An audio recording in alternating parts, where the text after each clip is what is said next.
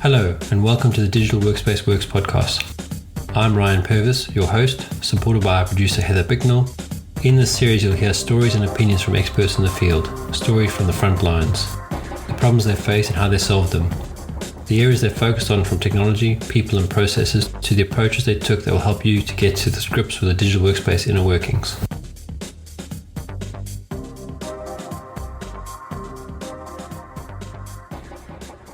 So welcome, Jess, to the Digital Workspace Works podcast. Do you want to tell us about yourself and your company? Sure. I started my career as a teacher. I taught middle school science and compliance, which surprises some people, or at least the middle schoolers part, but I happen to absolutely love middle schoolers. But then I moved into marketing and communications for schools. And then almost 3 years ago, I left nonprofit work and came over to the private sector in the role of marketing and growth leader at a recruitment firm. So we're a third-party agency focused on the educational technology industry. So a lot of the products that I used for years are now our clients. So we work with the executive leadership of dozens and dozens, if not hundreds over the course of the company's life, leaders, and then help them fill key roles, right? So we help them build teams. We are known for building sales teams. Sales in particular with educational technology is a very specific role. It is not easy to sell to schools and higher education systems. It is definitely a very specific skill set.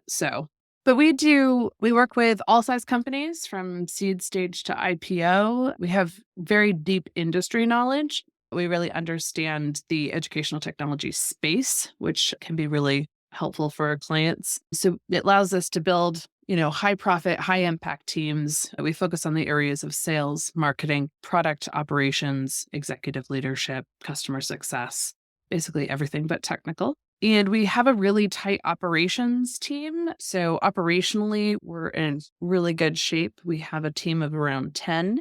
The team is awesome. They can very quickly scale, even roles that we haven't done in a while or haven't done recently, we're very successful at, because I think our team really focuses on building trust and building partnerships with our clients and with candidates so we can be effective in that space. It's amazing how much, headhunters get a bad rap for various reasons and various, practices that we don't follow.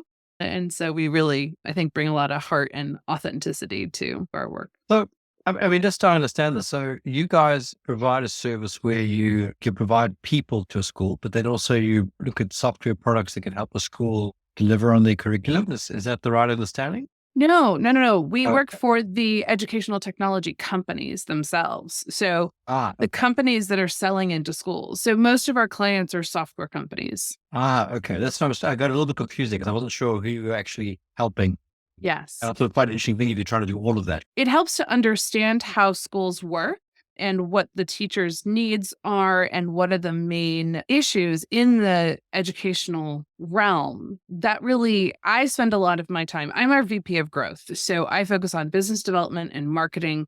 A lot of that is understanding the market. So I go to these educational technology conferences, one, to meet people, right? Potential clients, candidates, past clients, past candidates, but also to understand just the environment that we're working in, because we can be more helpful to software company and technology executives the more we understand the landscape of what they're going through as they're trying to build teams. So that's kind of why we pay such attention to that broader context. But absolutely, no, we're working with software companies.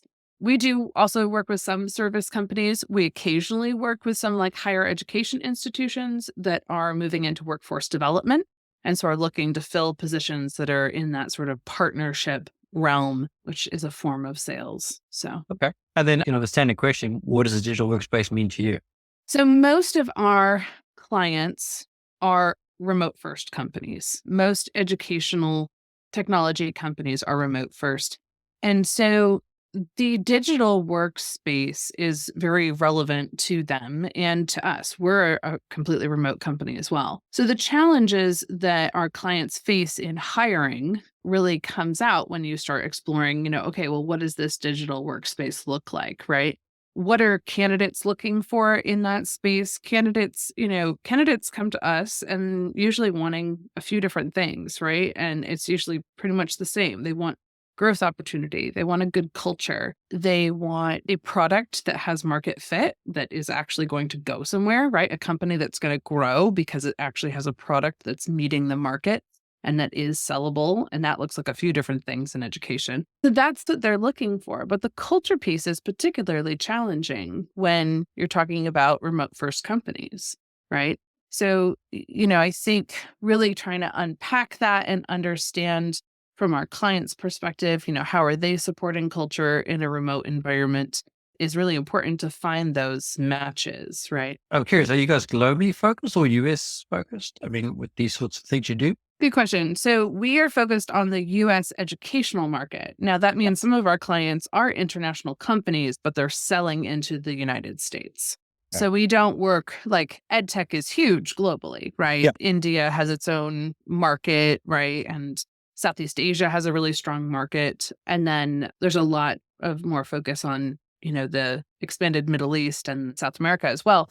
There's a lot of, I would say, European companies are the ones that are particularly successful when they come over to the US. Obviously, there is a perception in the United States that European educational companies are top tier because we know European countries outperform us in terms of education. And so there's, in particular, certain countries, right? We've seen a lot of success with Finnish and Swedish and some British companies, really kind of having that branding of, bringing exceptional technology to classrooms. So in those cases, we are typically helping them build a sales team to sell into the US. And, with that, they're looking for candidates who usually have done that before. Yeah. And so we're good at finding those people who have worked with an international company and helped build out the US market, build a team. And that's a particular skill set. So that's often what we're asked to do. So if you had to meet somebody, so let's not worry about so much the software vendor trying to sell something or whatever it is. But if you're interviewing candidates, how do you suss out somebody that's got education experience versus, say, someone like me who's maybe more fintech or martech or I don't know, whatever the techs are?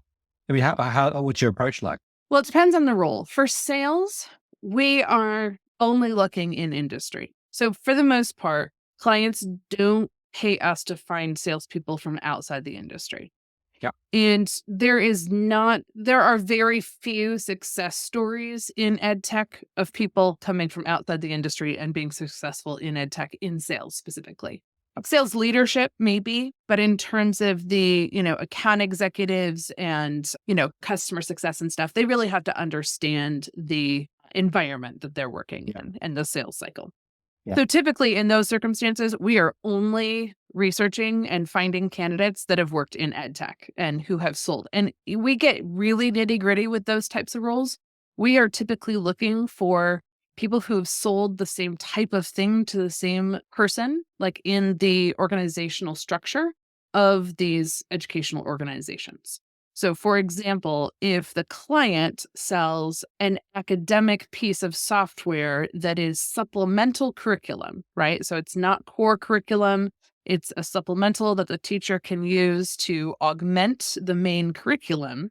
Yeah. We're going to try to find a salesperson who has sold that exact thing. And preferably in the same subject matter, right? So if it's a math supplemental curriculum, we preferably want to find somebody who has sold math supplemental technology or curriculum. And this is primarily English-based, or do you consider English, Spanish, or whatever? Because obviously you have Mexican influences, but I'm just curious. It's mostly English. I think a lot of our companies have bilingual products or have bilingual aspects to their products, but for the most part, it's primarily English. Yeah. Primarily, we're focused on, big public schools, right? Companies have a really interesting sales trajectory that we typically see. They often try to start with teacher kind of bottom up selling And so they'll sell to teachers first to kind of get the immediate product feedback. But then very quickly, the way that companies tend to grow in EdTech is they start selling at the district level. Yeah. So I would say with marketing roles, for example, or product roles, we have a greater ability to source from outside of EdTech, right? I would say, especially marketing. Some clients really want to know that a marketing candidate can market to schools. Yeah. But for the most part, the bigger distinction with marketing is B2B or B2C, right? EdTech is B2B, right? They're selling into schools. So I would say somebody who is used to selling SaaS technology or marketing SaaS technology in a B2B style can fit fairly well into EdTech.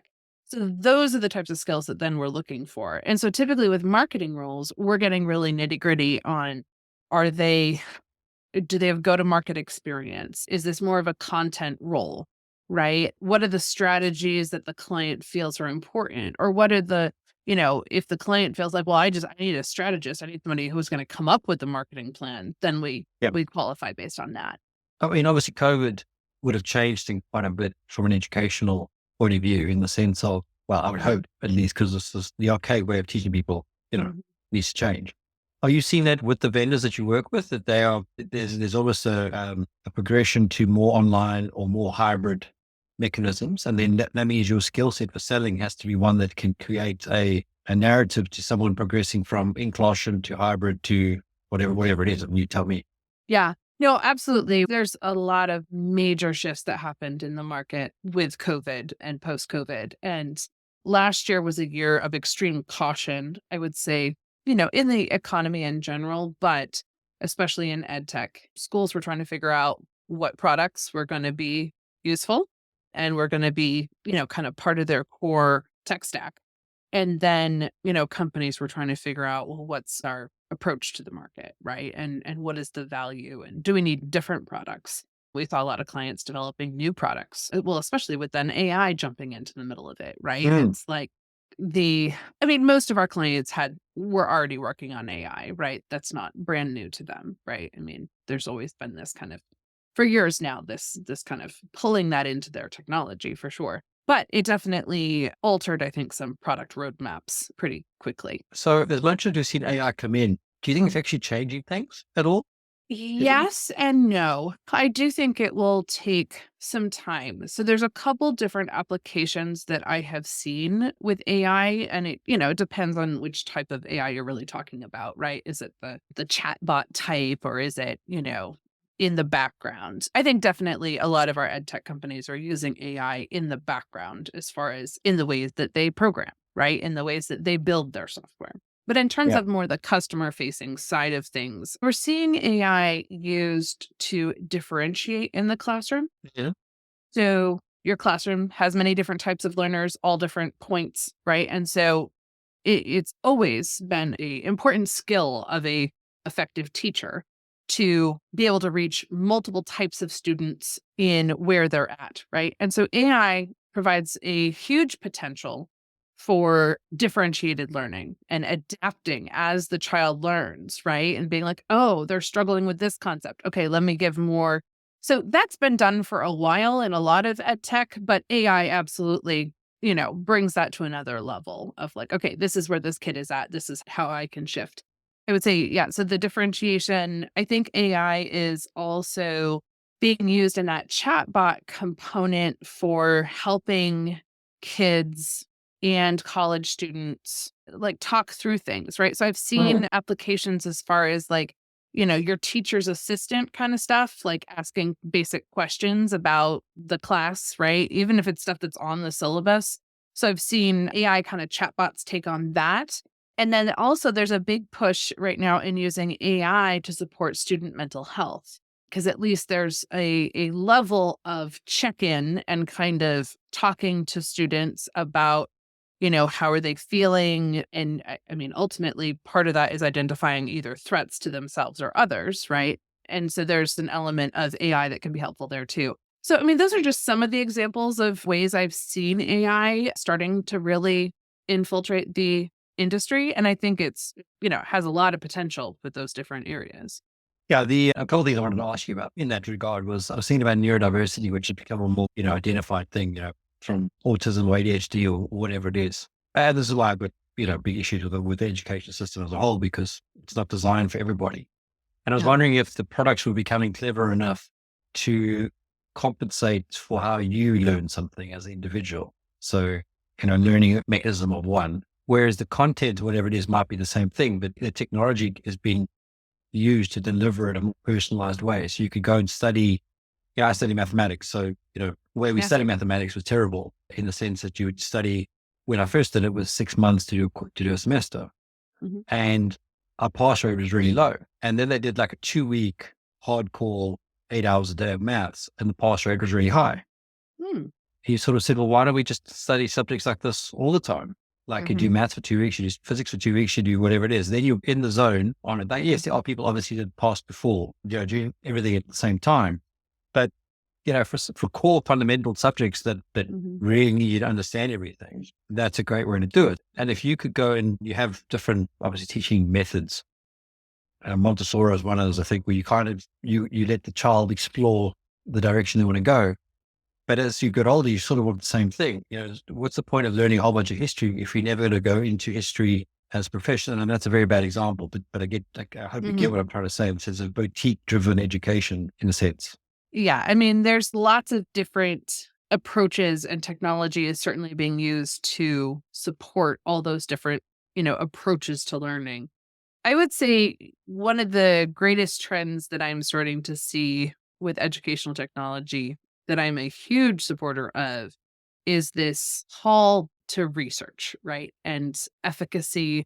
So COVID highlighted a few different things about the industry. And one of them was that while schools invest in a lot of different tools, there's not necessarily the research behind some of them as far as proving that there are going to be improved educational outcomes, right? Like, are these tools, are these approaches effective? Yeah. That's still a big question mark in a lot of ed tech, which, when I think about it, at least, I mean, that's ridiculous. How are we spending millions of dollars of government funding on tools that are actually not effective? That's frightening. But anyway, so I think there is this real push now for efficacy research, not just usability research, right? It's not about, is the kid engaging with it? That's part of it, but does it actually teach the kids something?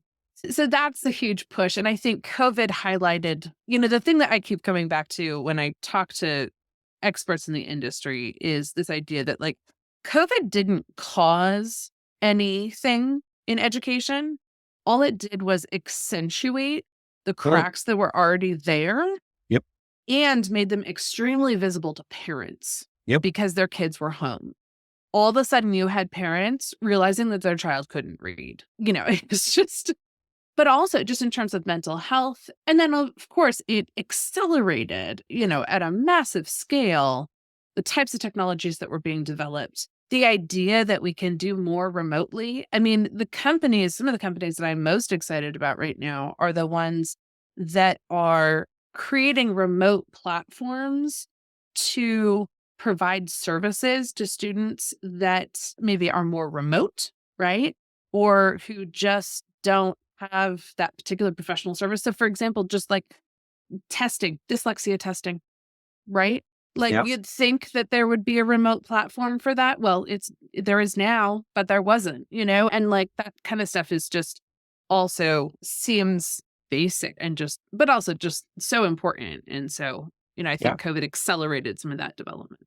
Yeah. And it's an interesting point because I think, what you meant about accentuating certain things, because I think a lot of things have been broken for a very long time. Because people have been so busy and it's been so fast, you haven't seen it be broken because for the most part you get away with it. You can do your thing. But I mean, for all those businesses that went out of business during COVID, they were probably on the borderline for a very long time anyway.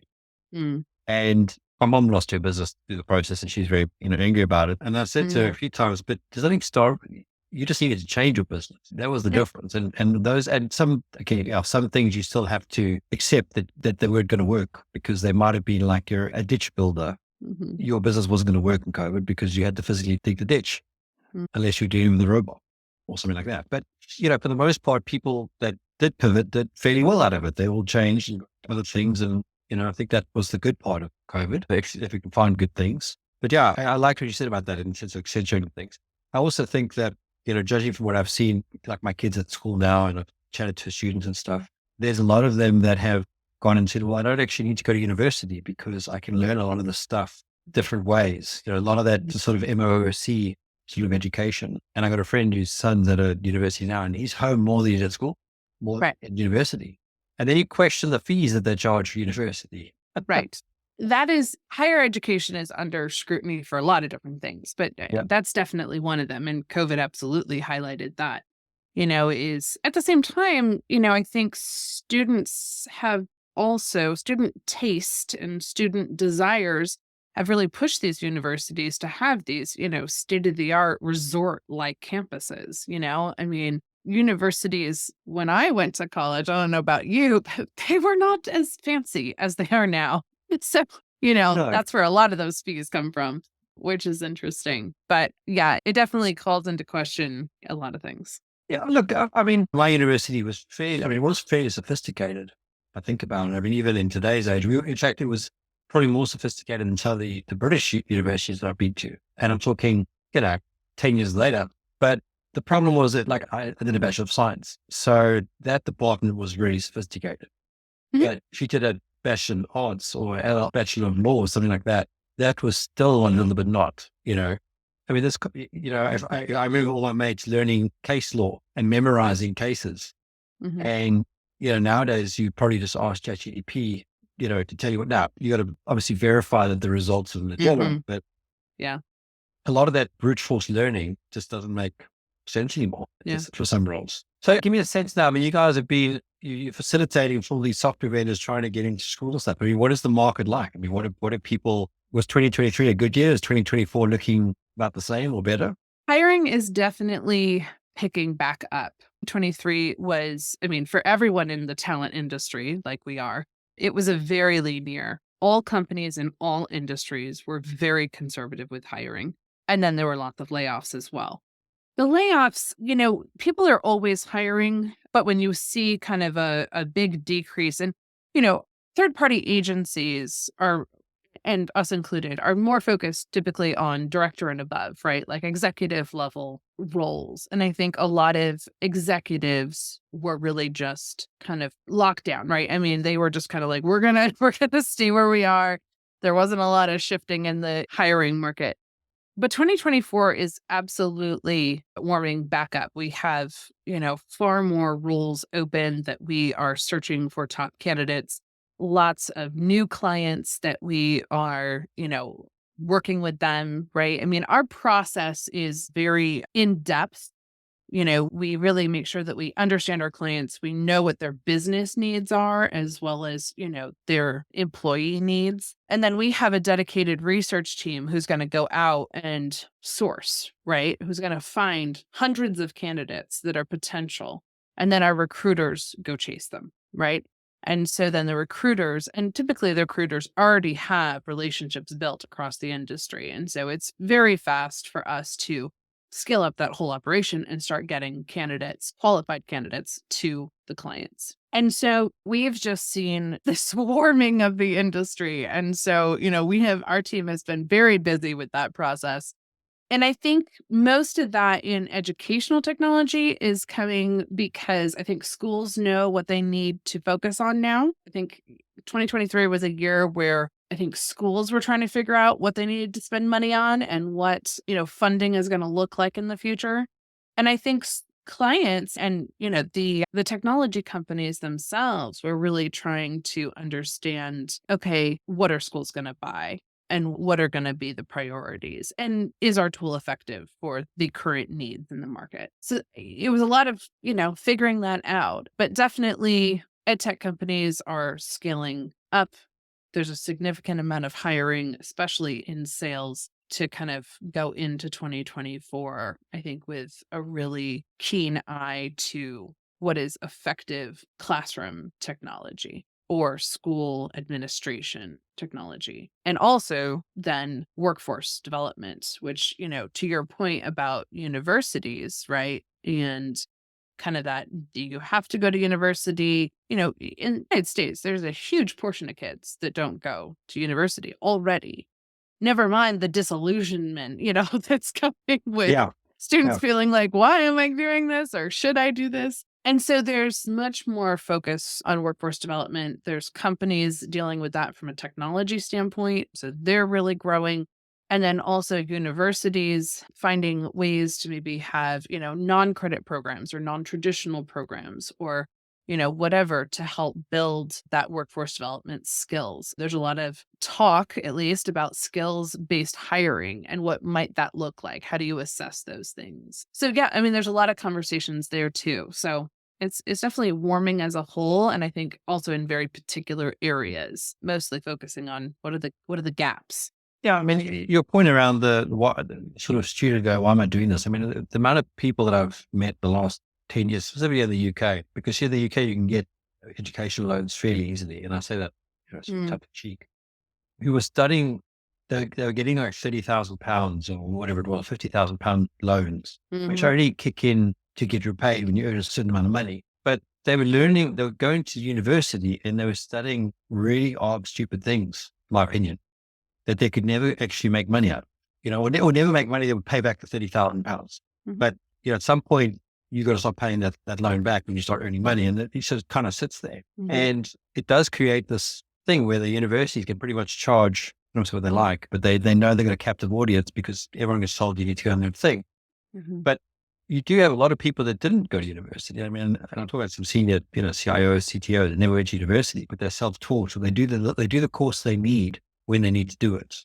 And I wonder if that's not the future of it, where you're no longer going to go to an institution per se. And yes, you'll have some that will probably always stick around, but you'll go and learn the thing that you need to learn through an online course. That'll help you. And the EdTech piece is coming more and more into the house.